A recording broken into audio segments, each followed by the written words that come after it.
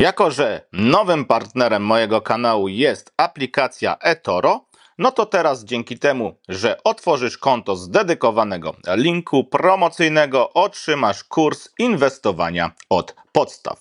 Zapraszam Cię do odebrania darmowego kursu, który jest wyceniony na wartość $2000. Oczywiście wszystkie linki potrzebne do tego, aby skorzystać z różnych ofert, znajdziesz w opisie tego filmu. Siemanko, jesteśmy w Kambodży, Phnom Penh, w biurze Relocatify. Jest z nami Michał, który opowie trochę więcej o tym, co tutaj tworzą. Możesz się pokrótce przedstawić, powiedzieć, czym się zajmujesz. Panowie, witam Was serdecznie. Michał z Relocatify. Tutaj na wstępie informuję, że Relocatify to trochę więcej osób. Nie wszystkich widzicie, dlatego że nie wszystkich musicie widzieć, natomiast kiedy przyjeżdżacie do Kambodży później, możecie być zaskoczeni. Część osób utożsamia Relocatify ze mną, z Marcinem, z tymi osobami, które są dzisiaj najbardziej widoczne. Ale żeby wykonywać dużo pracy, potrzebne jest dużo więcej osób, także docencie to, że tam ktoś w zapleczu cały czas pracuje i to bardzo ciężko, żeby to wszystko działało. A co robimy? No przede wszystkim idea była taka, kiedy 3 lata temu razem z dwójką kolegów zakładaliśmy Relocatify, żeby utworzyć coś w rodzaju pomostu między Polską a Kambodżą. Początek był taki, że zakładaliśmy, że będzie to most stricte biznesowy, natomiast życie samo zweryfikowało, który kierunek jest najlepszy i czego tak naprawdę Polacy szukają w Kambodży. I tak na dzień dzisiejszy przede wszystkim są to usługi związane z bankowością, czyli przyjeżdża dużo ludzi, którzy zakładają sobie konta, my w tym pomagamy. Ja podam przykład firmy księgowej. Jeżeli prowadzisz jednoosobową działalność gospodarczą, możesz sobie księgowość prowadzić samemu, a możesz to zlecić księgowej. I podobnie jest z kontami. Dążymy do tego, żeby cała usługa była sprawna, wygodna i co najważniejsze, kiedy wyjedziesz z Kambodży do Polski, żebyś miał formę supportu, ponieważ my tutaj żyjemy na co dzień z rodzinami, mamy tutaj osadzone biznesy i na najbliższe lata nie planujemy zmiany tego stanu rzeczy. Czyli jesteśmy tutaj, jeżeli masz jakieś pytanie, chciałbyś coś wyjaśnić, zgubisz kartę SIM, coś zablokujesz, z doświadczenia wiemy, że jest dużo łatwiej, kiedy jest ktoś na miejscu, kto podejdzie do banku, a w banku bywam prawie codziennie, załatwi, pomoże, dopowie, więc to jest też pewna wartość dodana, której wcześniej nie artykułowaliśmy, a która z punktu widzenia już dużej ilości klientów ma znaczenie. Więc konta bankowe to jest pierwszy obszar działalności. Drugi obszar jest związany z wymianą krypto. Jako że współpracujemy tutaj na miejscu z zaufanymi kantorami, jesteśmy w stanie pomóc bezpiecznie przeprowadzić wymianę ze stablecoinów do dolarów.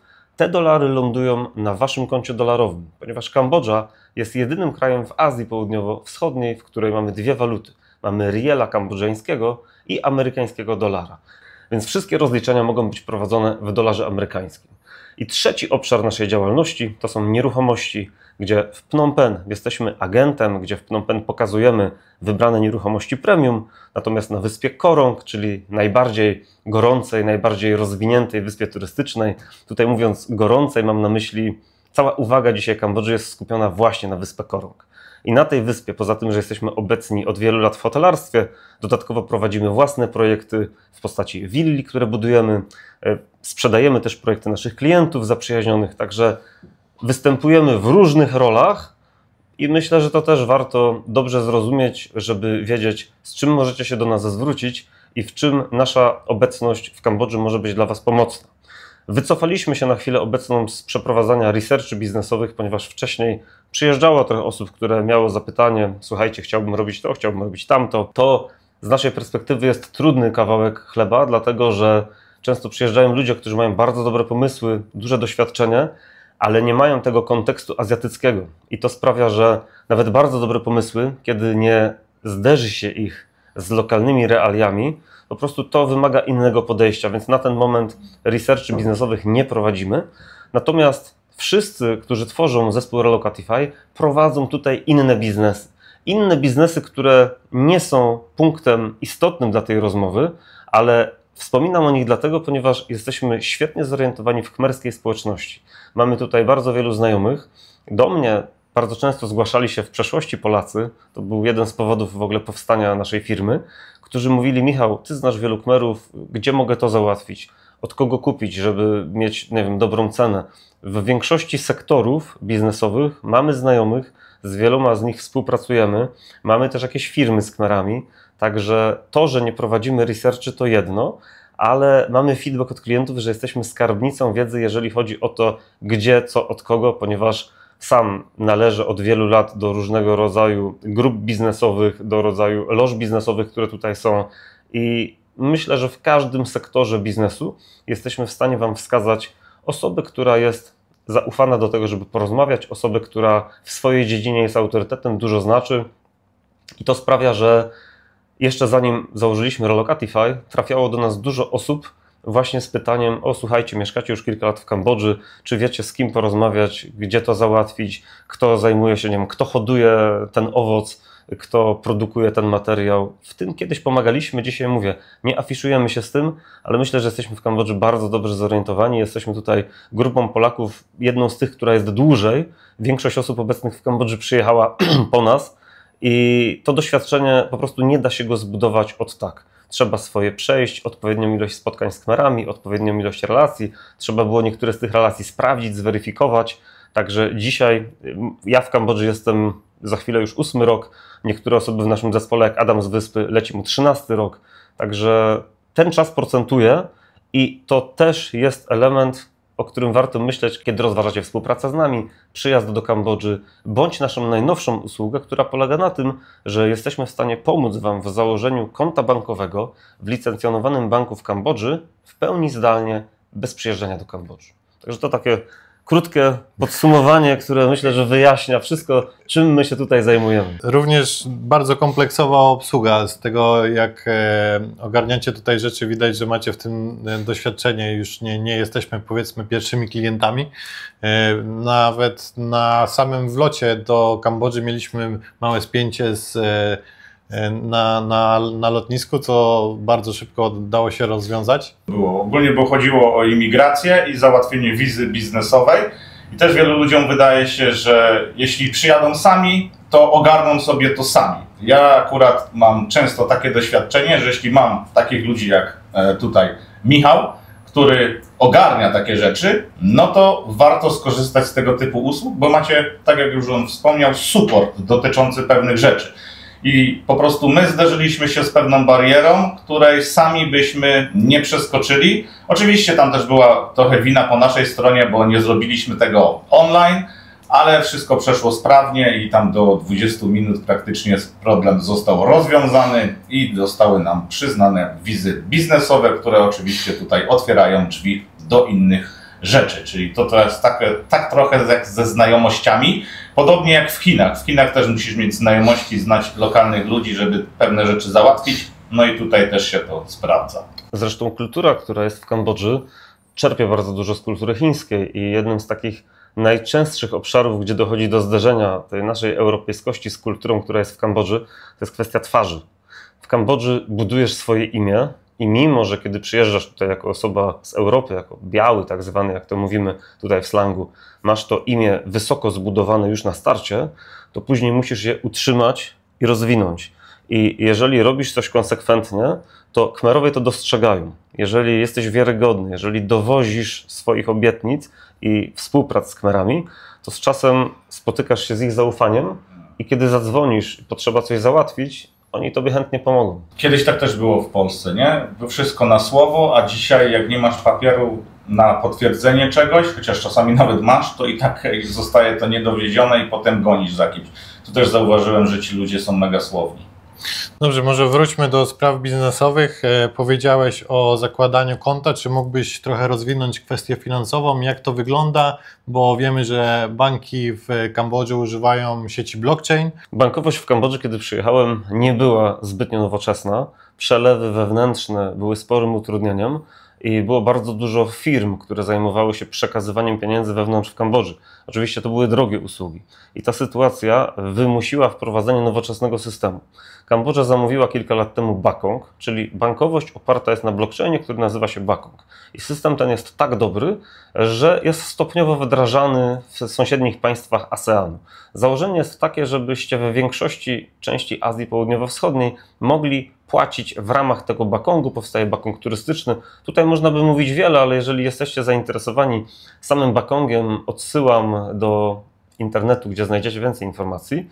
Co bardzo ważne, Bakong powoduje, że w Kambodży nie mamy okienek transferowych, czyli mamy nowoczesną bankowość, gdzie jeżeli wszyscy posiadamy konta w dowolnym banku w Kambodży, jesteśmy w stanie przesyłać sobie pieniądze w czasie rzeczywistym.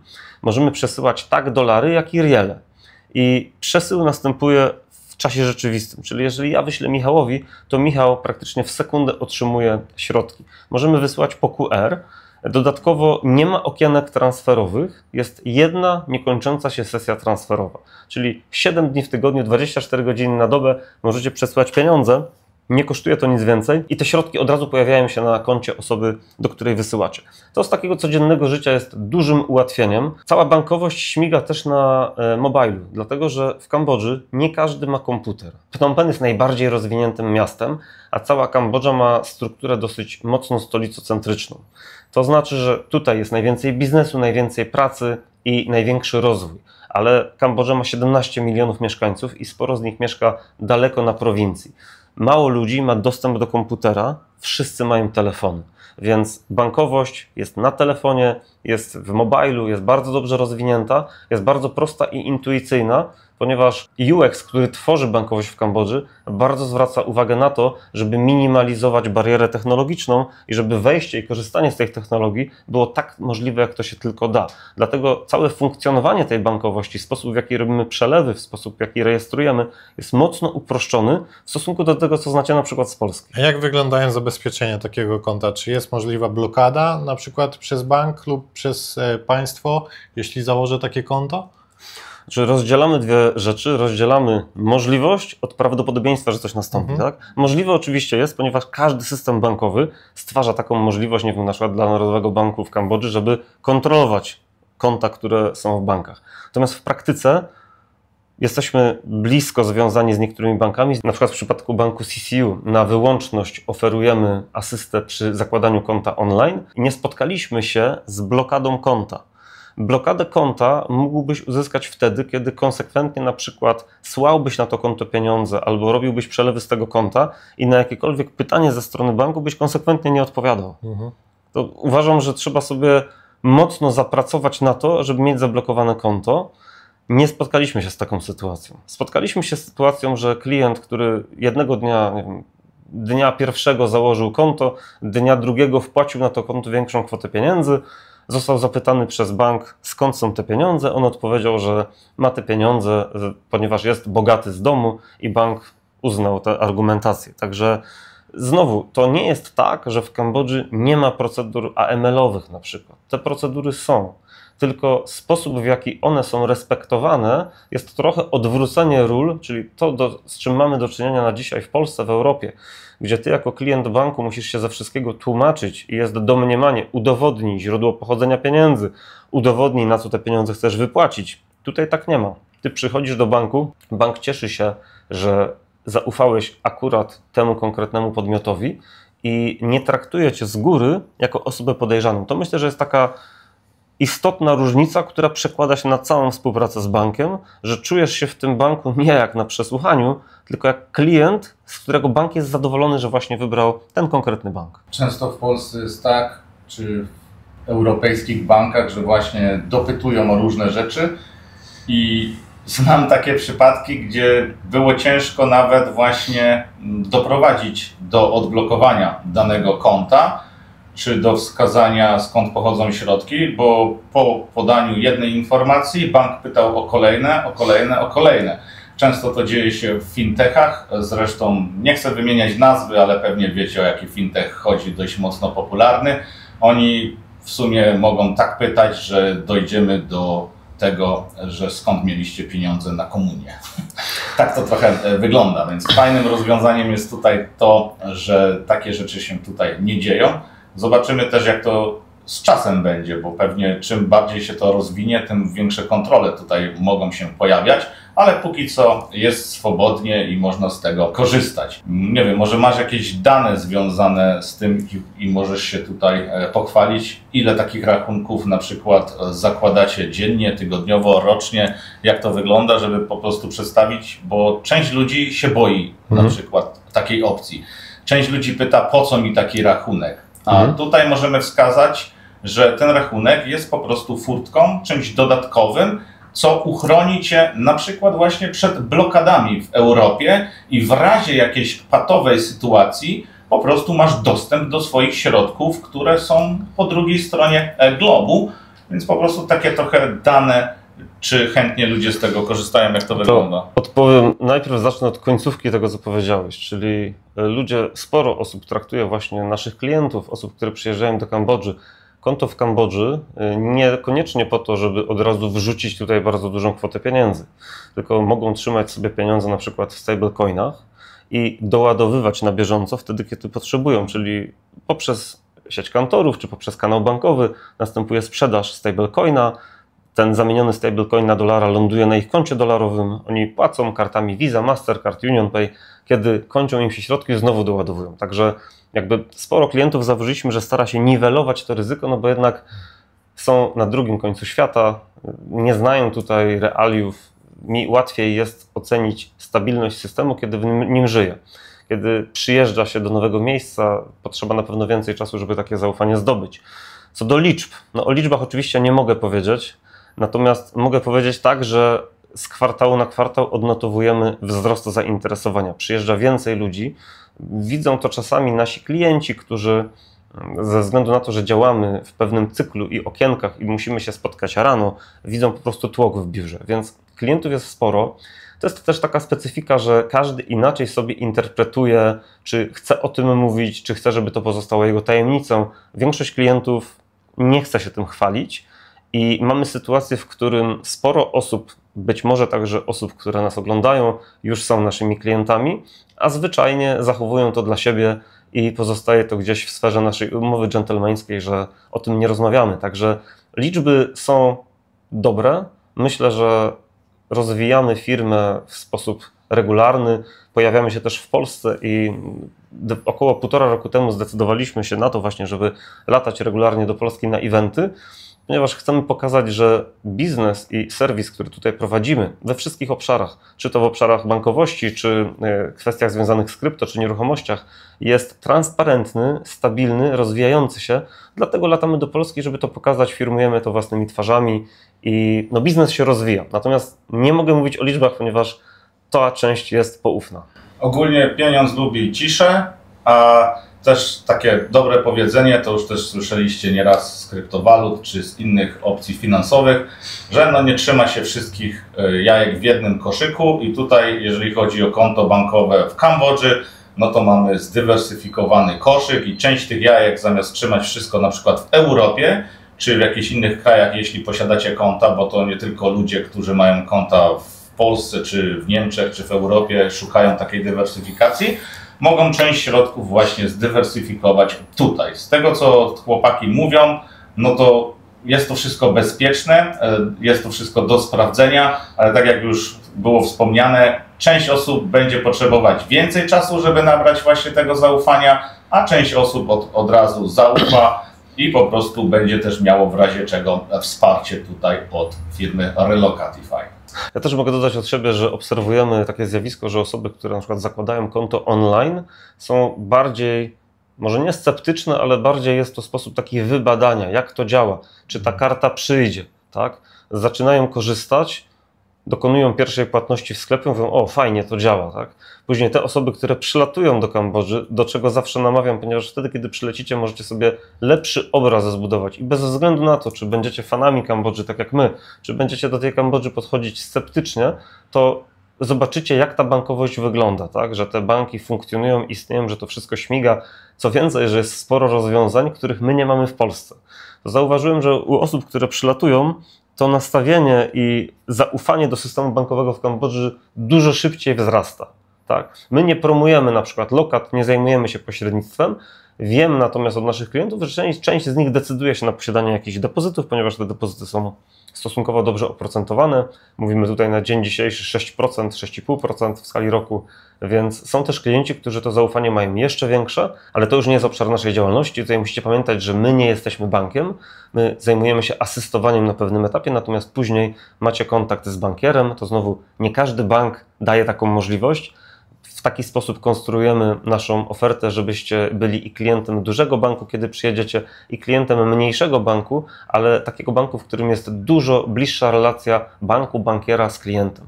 Więc możecie z bankierem sobie indywidualnie pewne rzeczy, nie wiem, nawet wynegocjować oprocentowanie na lokacie i być w kontakcie, tak? I znowu jest część klientów, którzy idą w stronę kontaktu z bankierem bez nas. Są też tacy klienci, którzy na przykład ze względów językowych angażują nas do tego, im pomagamy. No tutaj już jest tylu, ilu klientów, tyle historii. To jest trochę tak jak z bankiem spółdzielczym. Ja pamiętam, że jeśli tata chciał wypłacić pieniądze, czy wpłacić coś właśnie, ogólnie jeśli chodzi o rolnictwo, bo też mieliśmy właśnie rolnictwo, no to szedł do takiego banku i tam, tak jak wspomniałeś, dogadywał wszystko indywidualnie, był traktowany priorytetowo, no bo był to mały bank spółdzielczy i po prostu musiał nawiązać kontakt. Wszyscy go znali, nie mógł na przykład wypłacić pieniędzy z innej placówki, ale ogólnie działało to w formie też bezpieczeństwa większego, bo tylko i wyłącznie w tej placówce mógł dokonać personalnie pewnych działań, a nie, że ktoś na przykład przyszedł i podał się za niego i go pieniądze mu zwinął z tego konta.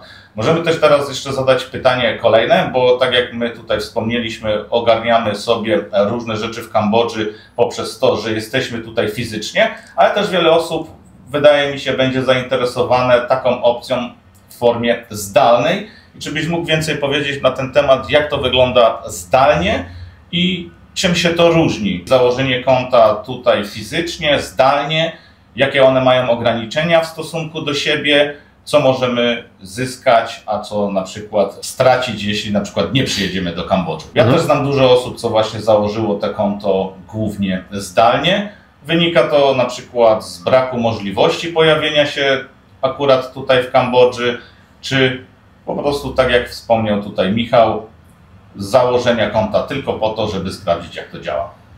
Przede wszystkim, jeżeli mówimy o koncie zdalnym, to ono bazuje na trochę bardziej uproszczonej procedurze. A uproszczona procedura wiąże się z innymi limitami, czyli takim podstawowym ograniczeniem, który znowu dla większości klientów nie będzie ograniczeniem, ale mamy klientów, którzy kiedy o tym słyszą, mówią: to nie dla mnie i muszę przyjechać w takim razie. Jest dzienny limit transakcji, czyli $10,000 dziennego transferu. To jest pierwsze ograniczenie i tego nie jesteśmy w stanie przeskoczyć, dlatego że konto, które klient zakłada zdalnie, podlega procedurze zaaprobowanej przez Narodowy Bank w Kambodży i musi to spełniać określone kryteria. Ze względu na to, że ten klient tutaj nie przyjeżdża, następuje weryfikacja algorytmem, który też jest dopuszczony do tego, żeby weryfikować, czy ten pan z wideo to ten pan z paszportu. To konto ma swoje ograniczenia, czyli $10,000 transferu dziennego i koszt konta $2. W przypadku kont, kiedy przyjedziecie do nas, nie ma kosztu prowadzenia konta. To konto jest wtedy bezpłatne. Z innych ograniczeń nie jesteśmy w stanie pomóc Wam w założeniu konta w każdym banku, dlatego że niektóre banki, zwłaszcza te największe, zwyczajnie nie są tym zainteresowane. Nie jest to wygodne dla ich profilu. Konto, które możemy pomóc Wam założyć na przykład w banku CCU, to konto w dużo mniejszym banku, gdzie z jednej strony macie kontakt z bankierem indywidualny, gdzie możecie dużo spraw napisać na Telegramie, bo w Kambodży króluje Telegram także w kontaktach z bankami. Z drugiej strony aplikacja, która jest w CCU, jest dużo mniej rozwinięta i na roadmapie, którą przedstawiło mi CCU, widzimy, że ta aplikacja będzie oczywiście rozwijana. Podejrzewam, że pierwszy kwartał 2026 zostanie sporo nowych funkcji dodane, ale co najważniejsze, dzisiaj jesteście w stanie założyć sobie bez wychodzenia z własnego pokoju przed komputerem konto w Kambodży funkcjonalne, które działa, na które możecie we wskazany przez nas sposób sprzedać swoje USDT i doładować dolarowo, do którego bank wyśle Wam kartę Visa bądź Mastercard bądź obydwie. Mówimy tutaj też o kartach debetowych. Nie ma możliwości, żebyście mieli kartę kredytową i jesteście w stanie płacić praktycznie wszędzie tymi kartami. I tak na końcu chodzi o funkcję, którą to konto realizuje. Bez przyjazdu do Kambodży przechodzisz weryfikację, bank tworzy rachunek, aplikujesz o karty, doładowujesz konto, wysyłka i cieszysz się kartami Visa, Mastercard w Polsce z banku w Kambodży, bez wizyty w Kambodży. I to jest bardzo ciekawe rozwiązanie. Omówmy może kwestie finansowe, czyli jak wygląda kosztowo założenie konta właśnie w Kambodży zdalnie, co możecie zyskać używając na przykład kod rekomendacyjny Hajsocholicy, a jak wygląda kosztowo założenie konta w Kambodży, pojawiając się tutaj, Plus jeszcze możemy tutaj, z tego co już wiemy, rozdzielić te opcje na opcję A i opcję B, jeżeli chodzi o zdalne zakładania konta, bo możecie posiadać jedno konto w Kambodży, a możecie też posiadać dwa niezależne konta w Kambodży w formie też dodatkowej dywersyfikacji, jeśli na przykład coś by Wam w danej chwili gdzieś w momencie płatności nie zadziałało. Tak samo już nieraz powtarzaliśmy właśnie, że warto mieć jednak kilka opcji, bo czasami coś z tymi płatnościami kartą może w danym sklepie lub miejscu nie zadziałać. No tak jak Marek mówi, znowu zacznę od końca. Jest wielu operatorów na stronach procesorów płatności, więc nawet jeżeli to jest Visa, zdarza się, że dana karta nie będzie czytana. Mamy generalnie dwa pakiety, jeżeli mówimy o online. W przypadku online pakietem podstawowym jest założenie w jednym banku dwóch rachunków bankowych. Dwóch dlatego, że w Kambodży ze względu na trend umacniania lokalnej waluty, czyli riela kambodżańskiego, za każdym razem, jeżeli założycie rachunek bankowy, to bank zakłada dwa rachunki bankowe. Rachunek w rielu, który dla Was, kiedy nie mieszkacie w Kambodży, zupełnie jest bez znaczenia, jest postronny i możemy go pominąć. I drugi rachunek, ten, na którym Wam zależy, czyli rachunek dolarowy. Także zawsze zakładane są dwa rachunki w ramach jednego banku, ale my mamy dwa pakiety. Pakiet podstawowy, czyli taki entry level do tego, żeby online założyć sobie konto w Kambodży, to pakiet, który kosztuje 850 USDT. Dzięki inicjatywie Marka i Michała, jeżeli powołacie się na hasło Hajsoholicy, które tutaj się w tym momencie powinno pojawić, otrzymujecie zniżkę w pakiecie podstawowym i zamiast płacić 850 USDT, płacicie 825 USDT. A sama procedura jest prosta. Płacicie z góry, otrzymujecie instrukcję krok po kroku i ktoś z naszego zespołu, czy to ja, czy inna osoba, będzie Wam asystować, ponieważ tam jest trochę kwestii, które mogą być za pierwszym razem niejasne i w ten sposób procesujemy po kolei to, o czym mówiłem wcześniej, czyli utworzenie Waszego rachunku przez bank, doładowanie tego rachunku, pobranie aplikacji, zarejestrowanie się w aplikacji, wystąpienie o karty i wysyłka kart do Was, żebyście się mogli cieszyć bankowością poza systemem. Mamy także drugi pakiet, pakiet bardziej rozbudowany, w którym zakładacie rachunki w dwóch różnych bankach, czyli de facto będziecie mieć 4 rachunki, 2 rielowe, 2 dolarowe. To nas interesują tylko te dolarowe, dlatego czasami używamy skrótu myślowego 2 rachunki bankowe. Tak? W dwóch różnych bankach, co to powoduje? Że macie jeszcze więcej kart do wyboru, a czasami gdzieś na którejś stronie internetowej, kiedy dokonujecie zakupu, może się zdarzyć, że procesor, który tą stronę obsługuje, procesor płatności, będzie preferować inną kartę. Także osoby, które bardzo dużo płatności dokonują w internecie, cenią sobie tę możliwość, żeby mieć więcej kart płatniczych i też, żeby środki mieć zdywersyfikowane pomiędzy dwa różne podmioty, dwa różne banki.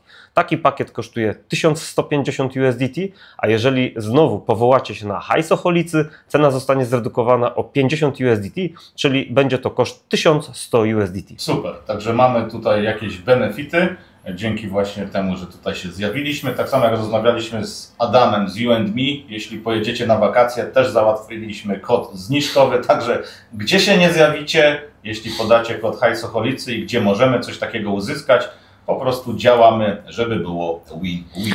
To może być więcej hoteli, ponieważ nie tylko You&Me, The Beach, The One, wkrótce The Bay i inne atrakcje, które przygotowujemy również dla Was na wyspie, a o których będziemy informować. Dokładnie, a tutaj będzie działo się sporo, więc w sumie bardzo dobrym rozwiązaniem jest zainteresowanie się i przyjazd tutaj.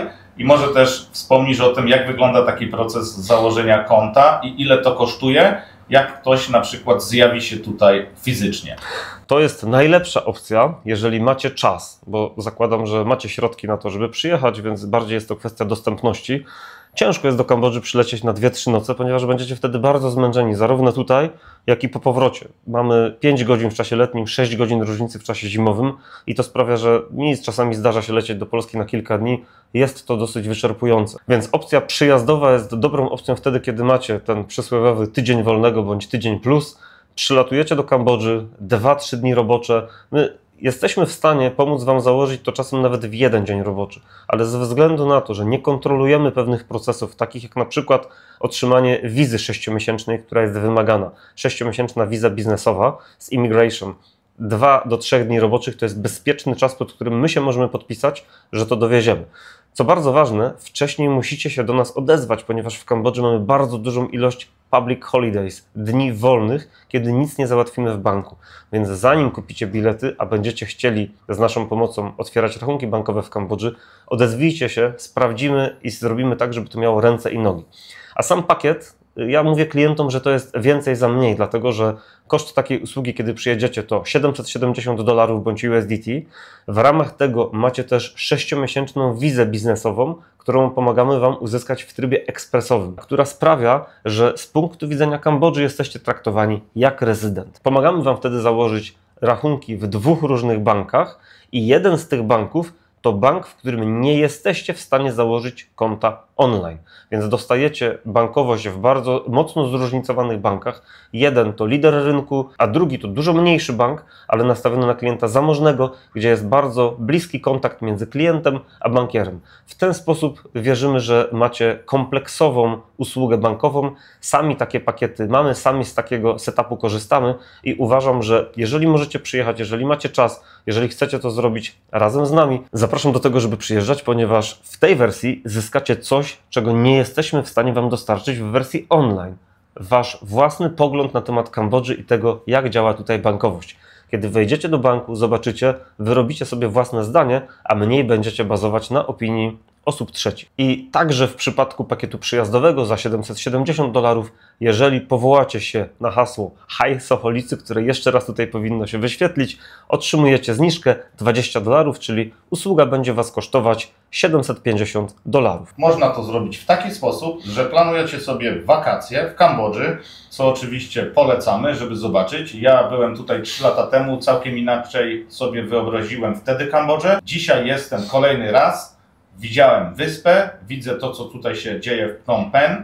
Podoba mi się bardziej. Całkiem inaczej też to odczuwam. Plus oczywiście tutaj ekipa Relocatify pokazała mi pewne możliwości, jak i miejsca, bo też możecie się dopytać, gdzie co zobaczyć, co warto zwiedzić. Tutaj od osób, które żyją tutaj na co dzień.